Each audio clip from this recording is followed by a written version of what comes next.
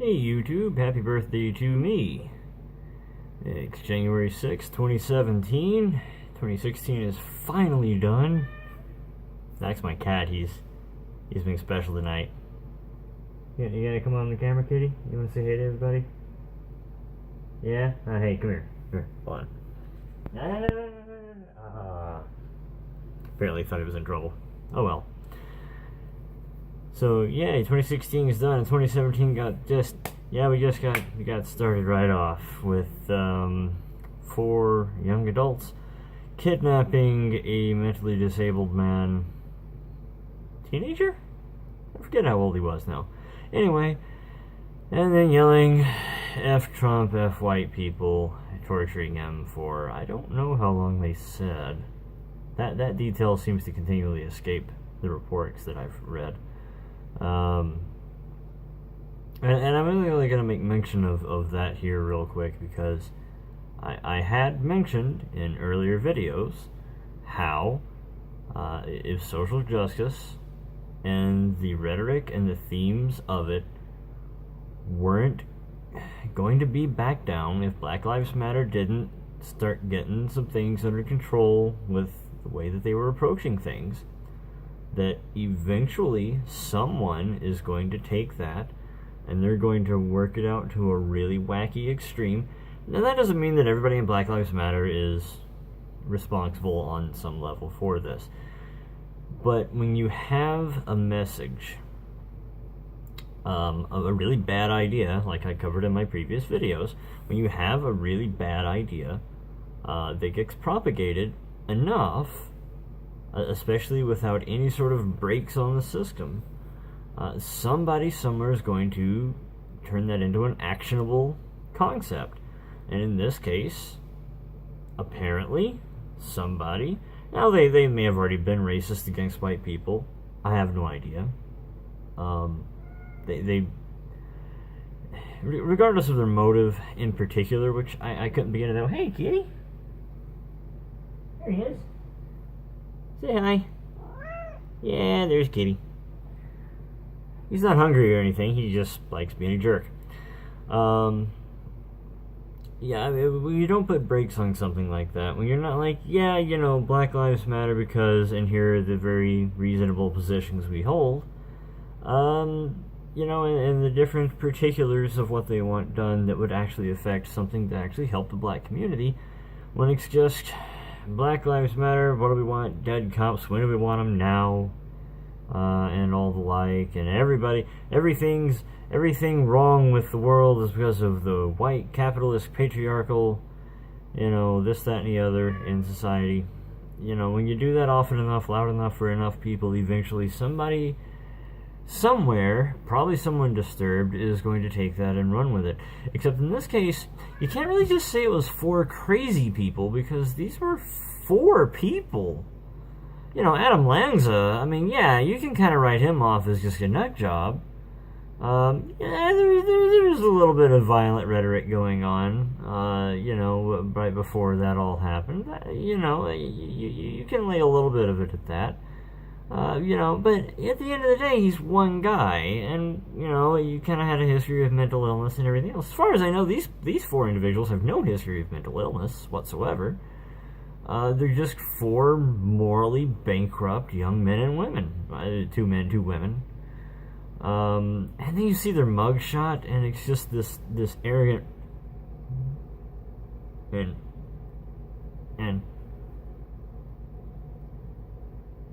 just this bored arrogance about them while their mugshot is taken for having done this. Like, I don't even care. Like, I didn't even do nothing. Like, I dare you to do something to me about this. Just, like, clearly messed up individuals, you know, antisocial people. But, you know, you can't just lay it on being crazy. The odds of 4, you know, psychotic people getting together to do something is astoundingly small. So, you know, I think this clearly was a case of political motivation. It was clearly a case of social motivation, social acceptance. There has been an increase, for instance, in the number of cop deaths in the last couple of years, specifically targeting white police officers as well as any police officer. And so, with the rise of all of that, yeah, I'm really not surprised that this happened. And I kind of called it, and I really, really wish that I could be like, hey, you know what, I was wrong that would happen. But the truth is that I wasn't. And it's probably going to get a lot worse before it gets much better. I don't expect anybody in Black Lives Matter necessarily to do anything in particular to this. I don't expect any particular social justice organization to do anything, especially en masse. But what I see this as is an emboldening of anti-white, anti-Trump, anti-social justice ideas, and people are going to be very much more emboldened and normalized in their thinking. To a lot of people, and this is why I don't comment on things the day it comes out, a lot of people were really angry that the mainstream media didn't cover it, blah, blah, blah. Well, it takes a couple of days for the mainstream media to really get on most stories. Not all of them. Some of them are within 12 or 24 hours, and they're all over it. Some of them, like this one, are really weird. So, it's fair. It takes a little while before you want to comment too heavily on something and people's motivations.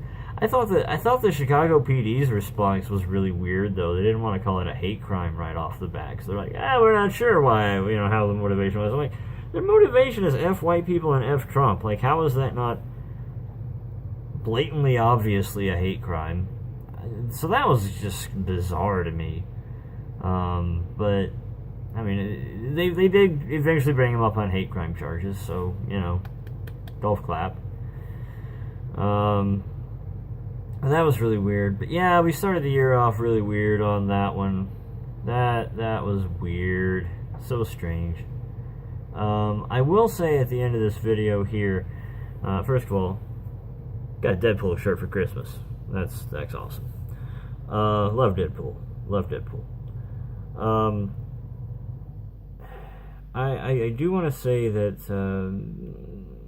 due to a few different things going on, mostly with my online interactions with people, I am gonna try and be a little more empathetic, a little less piss taking here and there. Some people are just gonna really have it coming, and I'm gonna try and hold back even then a little bit. I'm still gonna have fun. This is my channel to have fun with.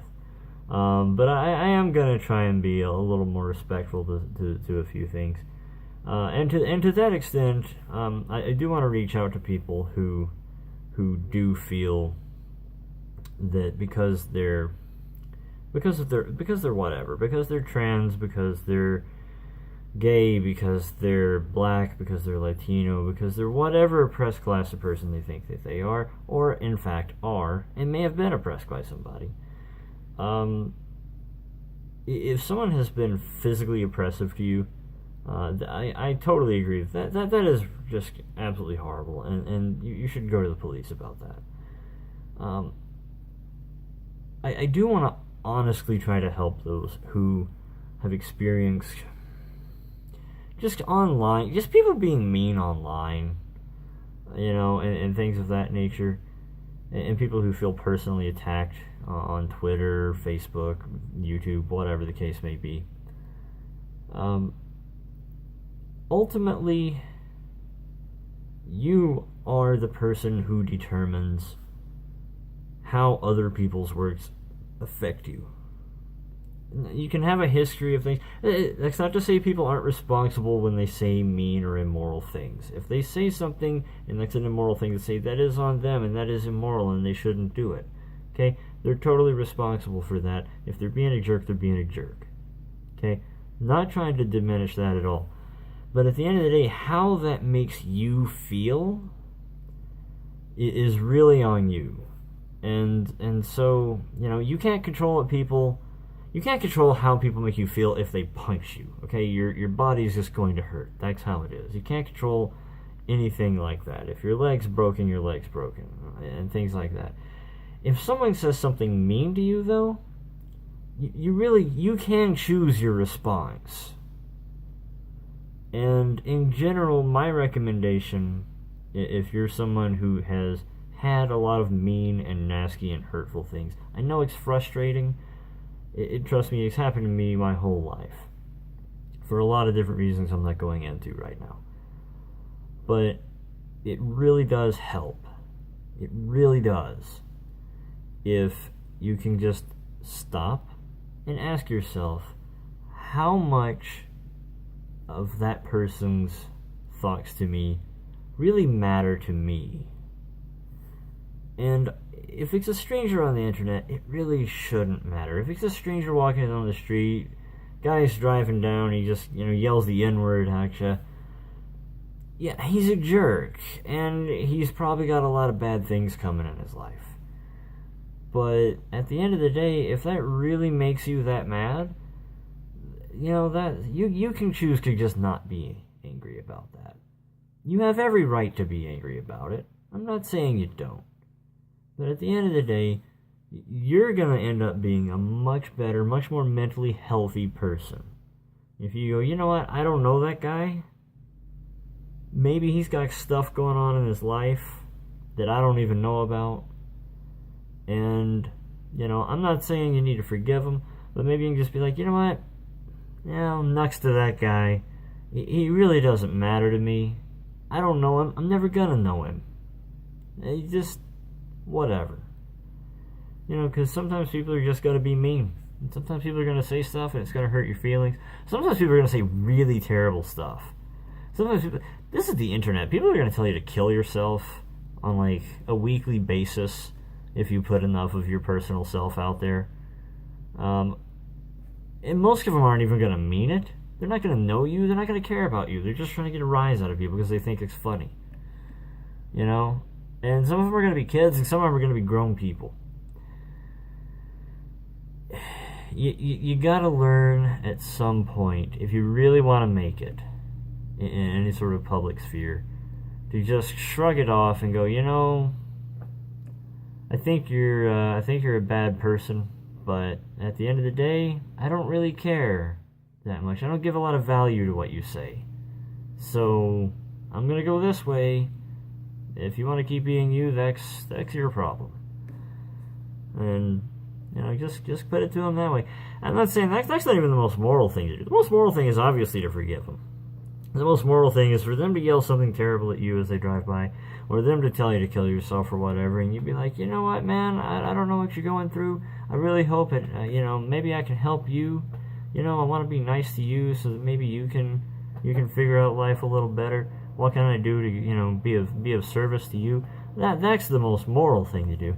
But I get it if you can't go there. I get it if you don't think that that's the way you should be.